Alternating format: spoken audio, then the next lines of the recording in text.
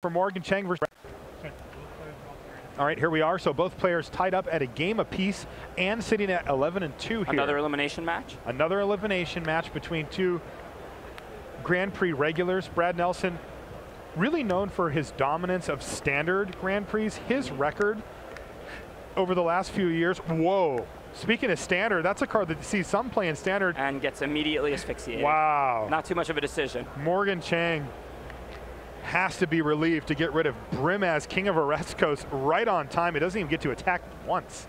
Now we'll actually play limited as opposed to this mythic rare just demolishing him. Exactly. Interesting. Do you ever lead with Elite Skirmisher over Brimaz in that situation and see if Morgan has some type of removal that he wants to use on it? The problem is that Elite Skirmisher is not that likely to pull Asphyxiate. So you're just giving Morgan more turns to draw removal or to get up to Lash of the Whip, let's say, or something else. If he had a 3-drop that he's confident would get removed, I might. Like, let's say it was a Wingsteed Rider. Yeah. I might lead the Wingsteed Rider. Okay. But with an Elite Skirmisher, I assume that Morgan would probably just play his own 3-drop and prepare to trade. I assume he probably wouldn't use Asphyxiate. Sure. So I like the Brimaz lead. All right, so we got, Brad's kind of going off here, by the way. He attacked, and then he also played 2 spells this turn, which is always a nice sign for an aggressive deck, which looks like Brad is the blue-white aggressive deck here, although I may have spoken a little too soon here. Does he get to draw the card there? How he does. I didn't see him do it. I didn't see him do it either. I mean, that's a legal trigger to miss, I think, if he just missed it. I'm not really sure if he did or didn't. So what happened there is he played Warwing Siren, he played Fate Foretold on it, but Morgan Chang had Feast of Dreams to kill it, but I didn't see Brad draw the card from it. I mean, I was about to say he didn't get owned because technically he's up a card because of Fate Foretold. If he didn't draw the card off it, that was pretty good for Morgan. I mean, it was the right play for Morgan either way. You had to remove the big flyer. All right, here's Fellhide Petrifier. God, I love that card, Ben. Yeah, it's a good card. That's my boy right there. Really efficient. Yeah, you know, I do my podcast with Brian Wong. He loves that card too. Both him and I are big fans. Well, it can trade up. Yep. It's a nice creature, 3-mana 2/3 with Death Touch. Sometimes it gives your other guys Death Touch. I mean, it's just a nice creature. It's just a solid, it's one of those creatures that's good at almost any stage of the game as well. So, looks like Leonin Snarecaster is going to tap down the Petrifier to allow the 3/1 Skirmisher to get in there. But here's Dawnbringer Lampads, and Morgan Chang is fine going for the race here as he's got the Lifelink Harpy there. It's very tough to race Lifelink. Yeah. I love the Harpy. That's another card. I mean, if you look at Morgan's side of the board so far, like the Harpy, like the Minotaur, like Feast of Dreams. Yes. The Lampads. Asphyxiate's good. Asphyxiate's good. Lampad's good in an aggressive black deck. Yeah. It's not great, right? But it definitely makes the cut. We call it the poor man's Whitewater Naiads. Sure, Whitewater Naiads considerably better, but Whitewater Naiads is considered a first pick. Is that, what is it, Dawn to Dusk? Destroy an enchantment and return an enchantment from your graveyard to your hand. Yeah. So he took out the Lampads and he got back Fate Foretold. He's going to play Fate Foretold. There's a trigger, but he doesn't need it because there's no untapped creatures. So the question is he attacking with both or one? He's going to attack with just the Snarecaster. He wants to leave the Skirmisher to block the Fellhide Petrifier. And he's not going to win the race because of the Insatiable Harpy. Right. So he needs to, you know, play this game a little slower and try and find some things.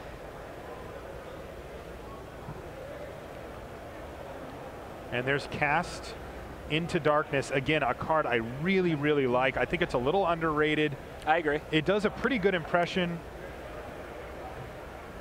of pacifism on a lot of its targets. If your deck is aggressive, the card is basically pacifism because even though their guy might be bigger than 2 power, it can't block immediately, and you're the one attacking them because you're in an aggro deck. Also, like when it attacks back, it's probably not hitting you that hard. Even if it had 4 power, now it's only 2. Right, like look at this. He can just ignore this thing for the rest of the game. It's going to hit for 1. There's no reason to let Brad Nelson get the card out of it, and there's Cavalry Pegasus, not what he wanted here at this late stage of the game.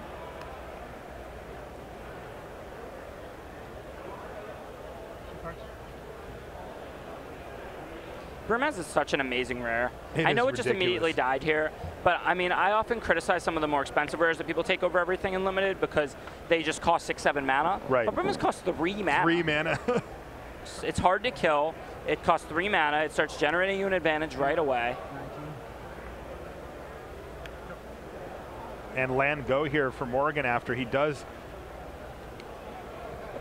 Looks make like a trade here. They're both pretty much out of gas. It looks like it's going to be a top deck battle from here. And what do you think about Brad Nelson trading off both of his creatures for the 2/3 Fellhide Petrifier there? Well, he wasn't going to win the race. So he just kind of, he needed to preserve his life total. He's trying there. to buy time, yeah. And I mean, this makes sense if he has some bigger things to draw into. Okay. If he feels like, given time, he can draw out of this situation. Interesting. So Morgan Chang does in fact attack with his Insatiable Harpy, and Brad Nelson cannot block it quickly enough. Ooh, but now we see why the cleanup crew has arrived.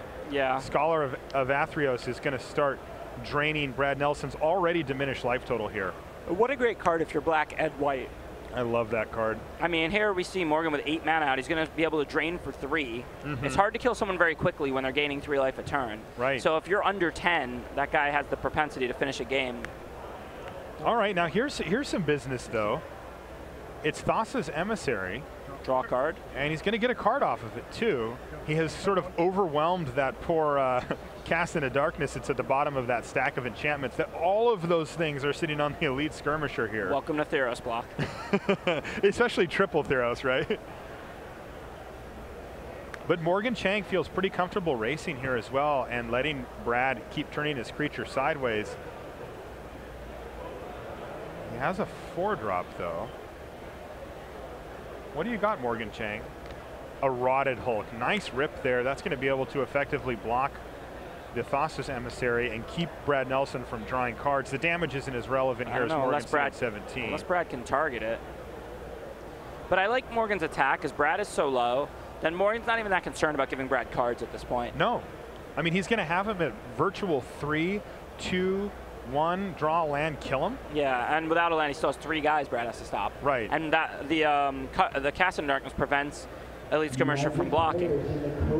All right, so did Brad just play Trauma Kratos and Battlefield Thaumaturge at once? Looks that way. Yeah, he's got enough mana to do both. But so he's still dead on board, right? Doesn't Morgan still have to buy, let's see, 1, The Elite Skirmisher can't block. block. He can't block, right. Yeah. So, yep, you're right. Drain you, whatever. He's not even draining you. He's just going to Cavern Lampad here. Pretty sure that Brad was just dead either way. I think he was dead either way, yep. So that's going to do it. Morgan Chang is going to advance here. Now, how close does he still need? He still needs to win his last round to get into top 8, right? Yeah.